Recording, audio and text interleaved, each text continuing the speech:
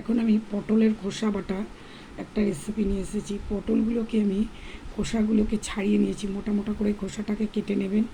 নিয়ে পটল আমি এখানে 500 গ্রাম পটল নিয়েছি। পটলের খোসাগুলোকে নিয়ে ভালো করে এই চামচটার হাফ চামচ নুন আর হলুদের মধ্যে পটলের খোসাগুলো দিয়ে ভিজিয়ে রেখেছি ঈষদুষ্ণ গরম জলের মধ্যে। দিয়ে ভিজিয়ে রেখে 5 মিনিট ধরে ভিজিয়ে রাখবেন। রেখে আমি হাফ চামচ এই চামচটায় হাফ চামচ সর্ষে নিয়েছি, আর হচ্ছে 5টা কাঁচা লঙ্কা, বড় বড় কাঁচা লঙ্কা নিয়েছি, আর হচ্ছে নারকেল, অর্ধেক নারকেল নিয়েছি। নিয়ে এবার আর হচ্ছে আমি 100 গ্রাম চিংড়ি মাছ নিয়েছি।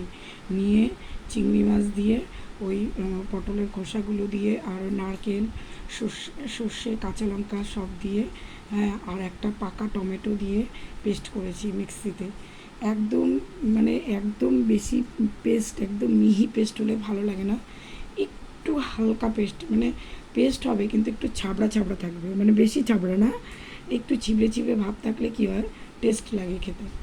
তারপরে দিয়ে ওগুলোকে পেস্ট করে কড়াইতে আমি এই চামচটা 4 চামচ সর্ষের তেল নিয়েছি। কড়াই গরম হয়েছে, সর্ষের তেল দিয়েছি, দিয়ে পটলের খোসাগুলো ওই বাটাগুলোকে দিয়েছি। দিয়ে 5 মিনিট ধরে নেড়ে চেড়ে নামিয়ে সার্ভ করেছি। গরম গরম ভাত দিয়ে খেয়ে দেখবেন, এই রান্নাটা ব্যাপক টেস্ট হয়।